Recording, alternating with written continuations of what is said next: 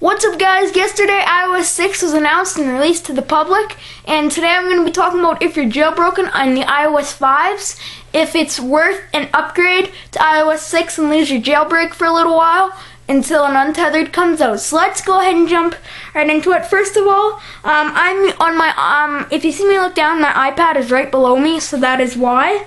But let's jump right into it. I'm actually reading this right off Mashable. I love Mashable, but that's a whole different video. Alright, now let's first start with Siri. Siri can now launch apps. Siri can now tweet. No hacks required. What else? Siri is smart about sports. If you remember WWDC, they were kind of going off and she did a little comedic thing at the beginning. She can tell you, it can pull in scores, game, and player stats. Siri integrates with Yelp and OpenTable for restaurant reviews and reservations.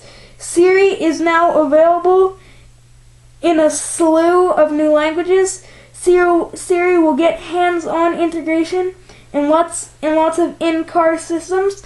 So if you know, like Ford Sync, I don't think it's going to be coming to Ford Sync, but you know, there's always systems like that out there. So who knows what it's like, but I'll keep you posted on that. Alright, moving on. If I didn't mention this before, Siri now works with Rotten Tomatoes to let you know about movies in your area. Siri will also be coming to the new iPad. So I'm super excited about this. Actually, I wanted to get my hands on the jailbroken way on the iPod Touch and iPhone, but I didn't because I just heard a lot of bad stuff, but that's another video, so yeah. Facebook integration. The big one. Just as Twitter received a big boost in depth integration with iOS 5, Facebook will get the same treatment in iOS 6. Users can log in to their Facebook account in iOS 6 and have instant access to Facebook in-apps. The web browser and Siri developers can also easily add access within their apps. Facebook contacts will get integrated in iOS 6, but for us the bigger news is the events and birthdays can also sync with the calendar app. New phone app enhancements.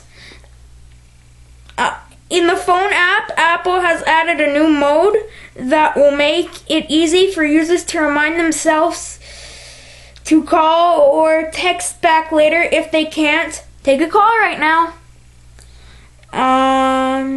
If they can't take a call. There is also a do not disturb mode. Messages will come to your phone, but the screen won't light up or make any noise. There are also new ways to group contacts and control how their calls are handled. So basically, if you're in church and you get a text or a phone call, you'll get the text. It won't light up your phone, which is good, because you never want to be that person. Look out, Skype, Facebook will not, FaceTime will now work over cellular connections. Even better, if someone calls your phone, you can choose to answer on your iPad or Mac. So yeah, that's pretty cool. Personally, I don't really like FaceTime. I think it's a good way to go from this to another Apple product, but personally I prefer Skype. Yes, actually I have had problems with Skype on my iPad. It keeps disconnecting me to my Wi-Fi, but yeah, anyways, Safari's getting offline reading lists, making the feature more Instapaper-like. These lists will also sync with the reading list in Safari for OS 10. So Mountain Lion, this will go to your Mountain Lion, this will go to all your Macs. So don't worry about that. If you're like me and you type script up on your iPad, don't worry, it'll actually go right to your Mac. So it's kind of like Evernote. Another new feature is the ability to add banners to a website. This allows developers to easily show off their native app. Users can touch the banner and get the app. If the app is installed, they can go directly to the app and open it up right in their place. Pretty cool. Photos. Users can now share groups of photos to their friends over iCloud. Think of that as a cross between Glassboard and Path, but just for your photos. Users can comment on photos too. About time.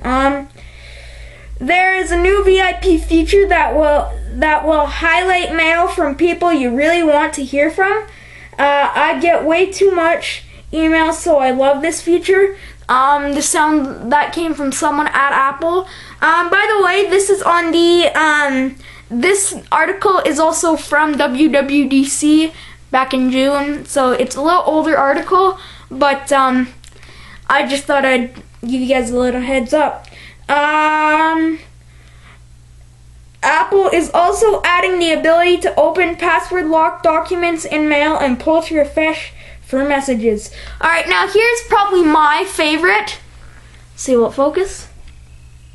Passbook.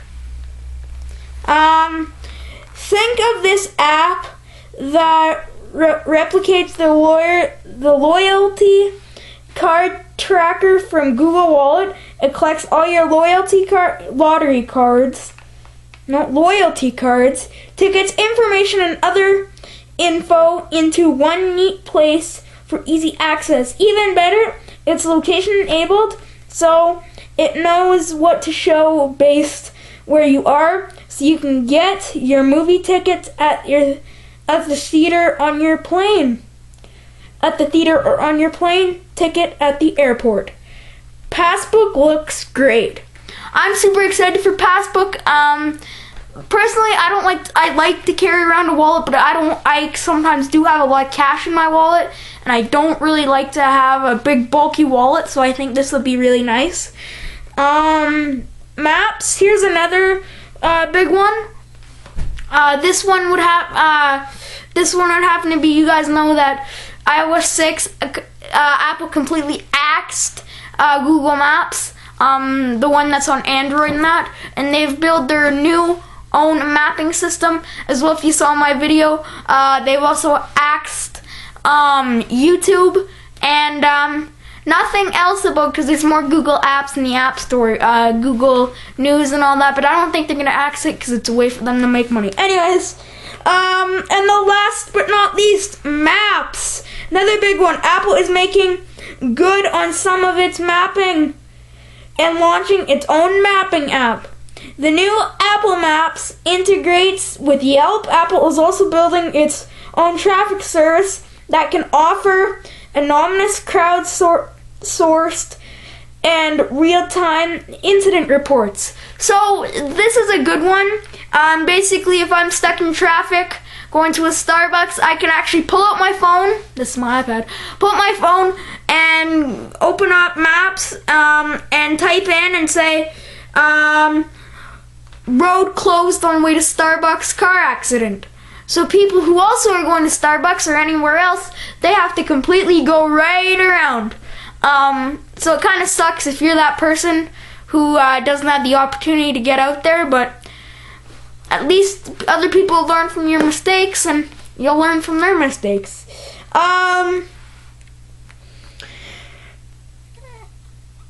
Moreover, Apple is bringing turn-by-turn navigation to the iPhone.